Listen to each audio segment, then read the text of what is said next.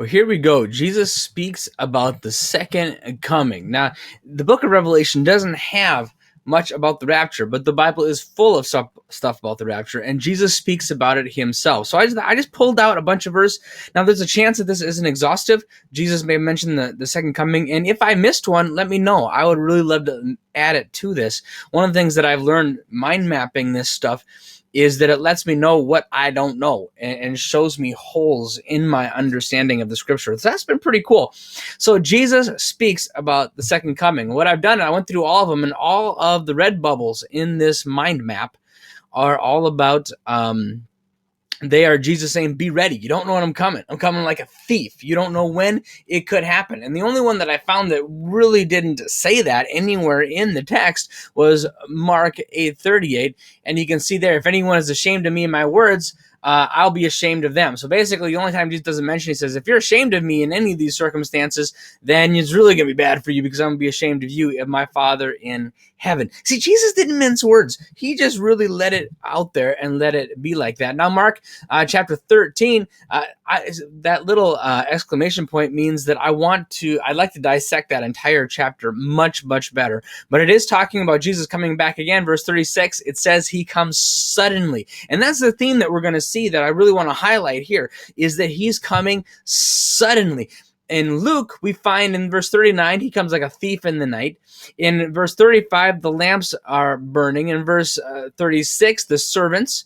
And in verse 46, he wasn't expected. And so over and over and over again, we see that Jesus is saying, I'm coming suddenly. You don't know when it's going to happen. If you want to look at those verses, I've got all those verses here. I'm not going to read them now, but I put them all there for your convenience, so you can look at this and see all of that.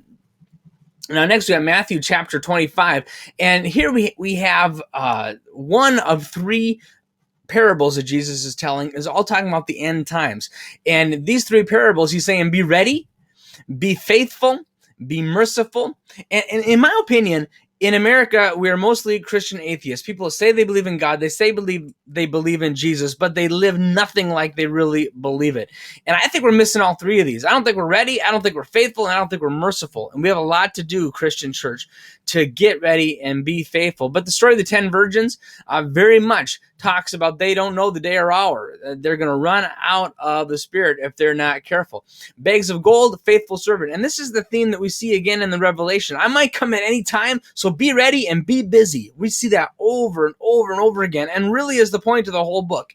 Be ready and be working. Be ready, be working. Be ready, be working. And finally, in the sheep and the goats, the faithful, reflecting God's priorities. This is that incredible verse where Jesus says, as you do unto the least of these, you do to me. As you treat the ones that are the least cast off, in your culture, this is how you treat me.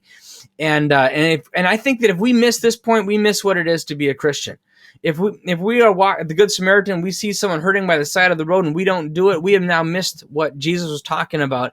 And this scripture actually puts a little teeth to it and says, get away from me, I don't even know you. I'll let you wrestle with that one, but it really convicts my heart, and it really scares me a little bit, and I think that that's what Jesus was actually, what the point was.